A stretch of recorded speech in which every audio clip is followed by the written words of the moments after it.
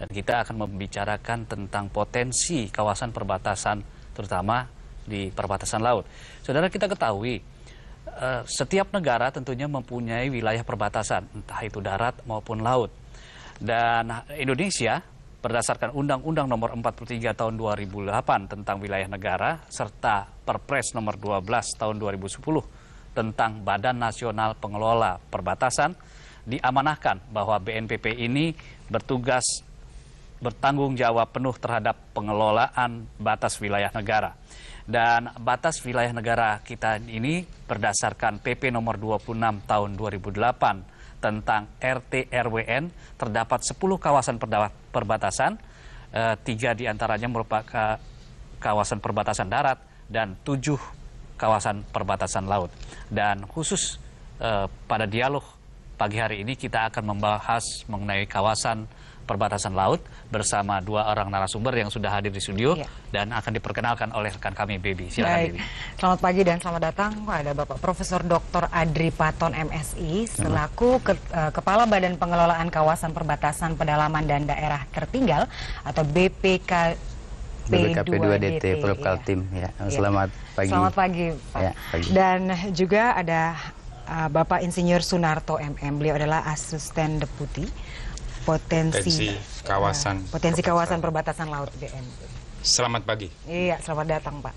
Berbicara mengenai kawasan perbatasan. Perbatasan secara keseluruhan merupakan satu pembicaraan yang sangat luas dan juga bisa dikatakan sangat penting. Kita punya wilayah yang luar biasa dengan untuk kawasan laut sendiri ada 7 kawasan laut yang di dalamnya ada 92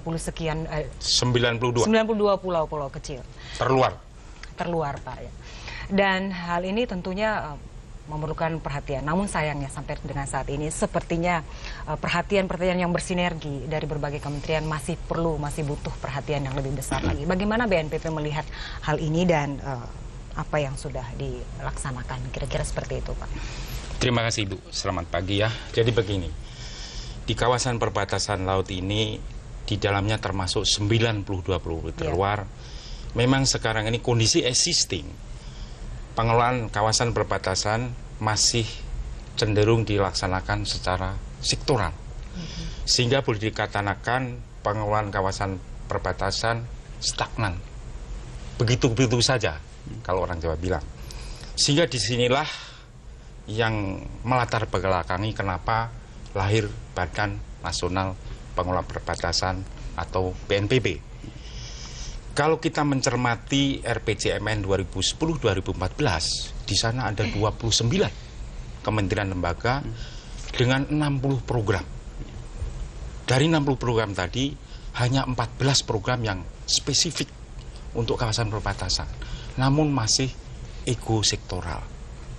Menyikapi kondisi ini, dalam pengelolaan potensi kawasan perbatasan laut, BNPP telah menyiapkan 3 dokumen penting.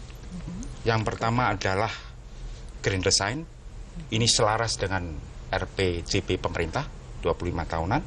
Yang kedua adalah Rencana Induk, ini selaras dengan RPJMN 2010-2014. Yang ketiga adalah Rencana Aksi Tahunan, jabaran dari Rencana Induk 5 tahunan.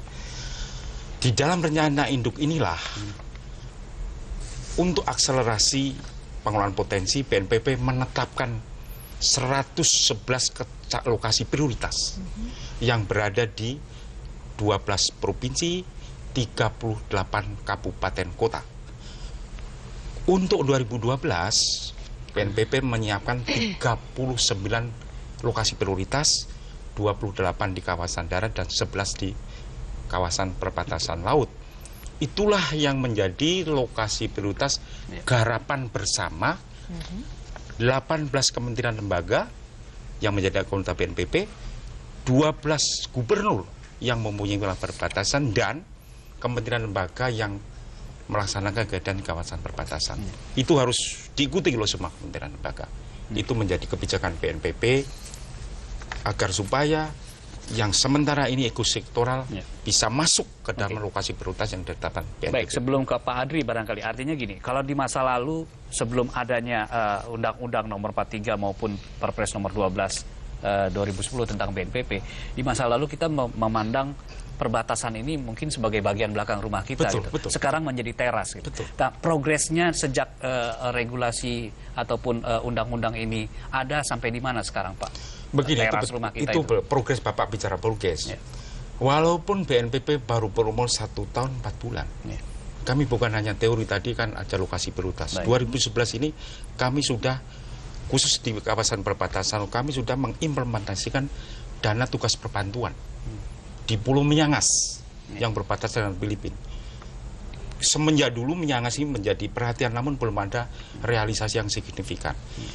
BNPB mengelola dana TP sudah memperhatikan, mengimplementasikan dana tugas perbantuan ke Pulau Miangas berbatasan dengan Filipina, Pulau Marore berbatasan dengan Filipina untuk membuat dinding talut penahan gelombang. Kenapa? Karena pulau terluar, apabila itu hilang, titik dasar itu hilang, maka laut teritorial akan mundur di pulau di belakangnya. Begitu, Bu. Itu sangat.